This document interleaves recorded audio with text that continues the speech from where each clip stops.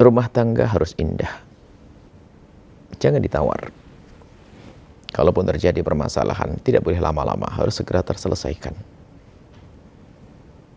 Sehingga permasalahan yang ada justru menjadi laksana garam dalam masakan.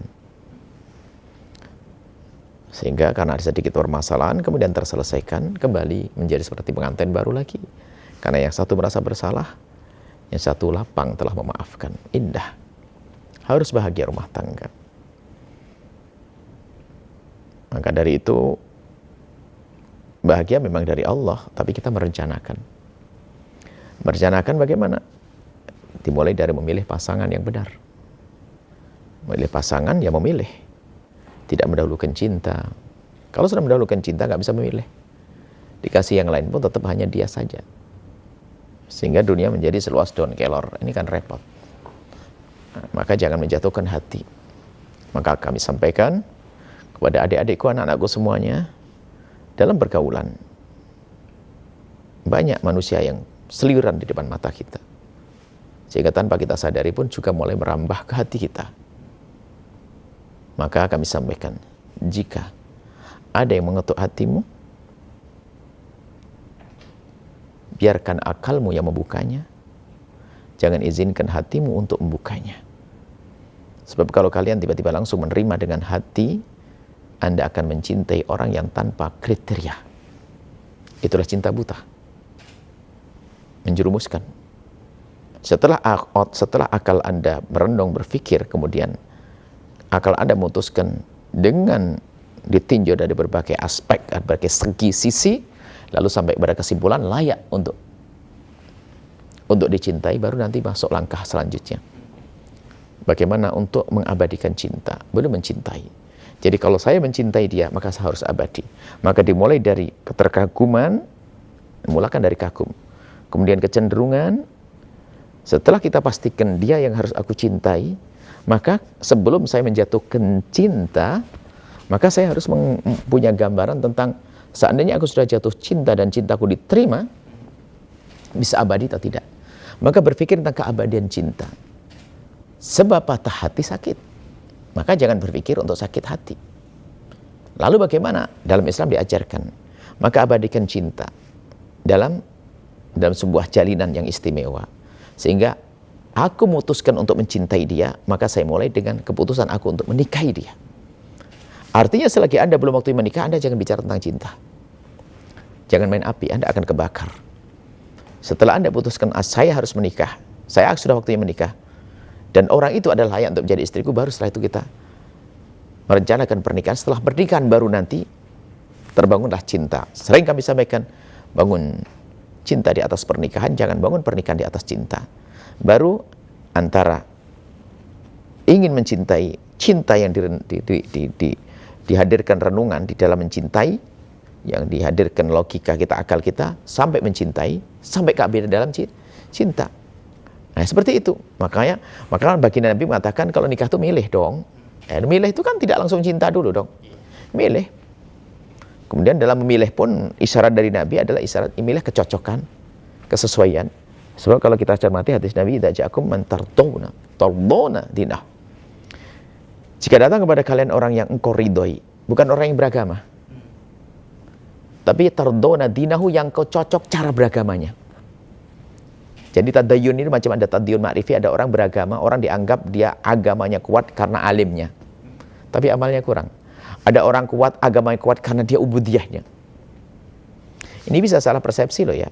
Mungkin seorang wanita selama ini adalah dia dekat dengan seorang guru yang mengajarkan ibadah. Dan dia baik, solehah banget. Setiap hari Quran berapa juz dan sebagainya. Sehingga bagi dia yang namanya agama adalah amalan-amalan semacam ini. Di sana ada seorang laki-laki, maksud beragama adalah ngerti halal haram dan sebagainya. Urusan ibadah agak kurang. Tapi bukan berarti tidak sholat, hanya ibadahnya tidak sebanyak orang yang lain. Dia sholat 5 waktu, qobliyah, ba'diyah, tahajud, pas-pasan. Tapi dia ngajar dan sebagainya. Tadayyun beragama menurut dia adalah semacam ini. Coba, jika perempuan ini dengan laki-laki menikah, ini bisa saling prasangka buruk dong.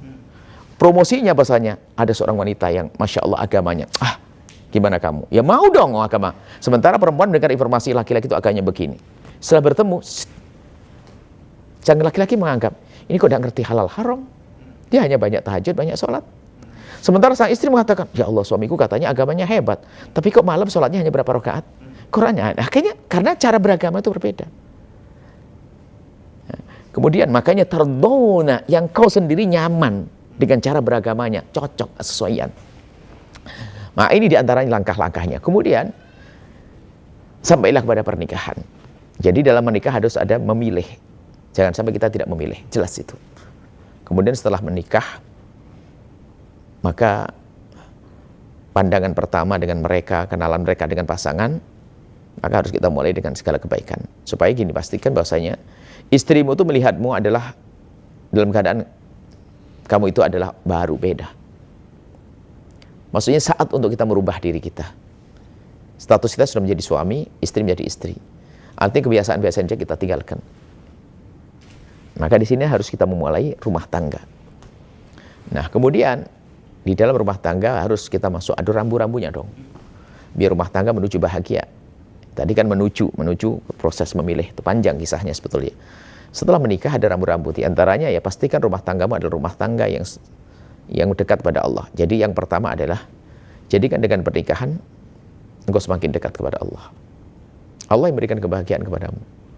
Allah yang mencurahkan rahmat. Allah yang memberikan pertolongan. Allah yang melapangkan rizki. Maka pastikan dalam pernikahanmu itu kawanmu adalah kawan yang semakin dekat kepada Allah. Jangan sampai setelah menikah tambah jauh dari Allah. Yang kedua, jadikan pernikahanmu ini adalah untuk kita semakin dekat kepada guru-guru kalau kita punya guru. Karena guru pembimbing, menyambung antara kita dengan Rasulullah. Jangan sampai ternyata seorang suami mengajari istrinya kurang ajar pada gurunya. Atau seorang istri mengajari seorang suami kurang ajar pada gurunya. Yang ketiga adalah jadikan pernikahan ini sebab berbakti pada orang tua. Ini penting sekali, maka selalu kami hadirkan rumus sederhana. Hei para istri, ajari suamimu agar semakin dekat dengan bapak ibunya. Hei para suami, ajari istrimu agar semakin dekat pada bapak ibunya. Rumusnya sederhana, bukan bapak ibuku. Maka jika engkau, wahai suami, punya istri yang sangat dekat dengan bapak ibunya, maka istrimu sangat solehah, layak engkau menitipkan benih di rahimnya.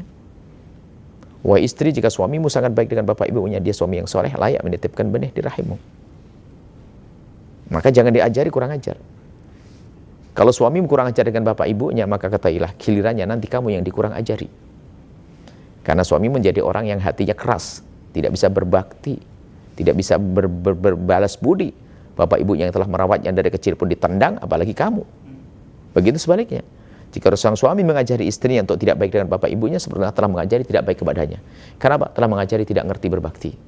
Sehingga apa? Bapak ibunya yang telah merawatnya dari kecil, nyekolahkan, menikahkan, itu saja ditinggal, apalagi Anda yang baru menikah dengan dia. Maka di samping itu ini ada keberkahan. Keberkahan berbakti. Nah ini diantaranya harus kita hadirkan. Itu urusan keberkahan. Nanti ada hal-hal yang harus difahami. Jika ada waktu kita ada tip-tip hidup yang mudah seperti apa, seperti itu. Setelah Anda menyaksikan video ini, jangan lupa berselawat kepada baginda Nabi Muhammad sallallahu alaihi wa alihi wa sahbihi wasallam.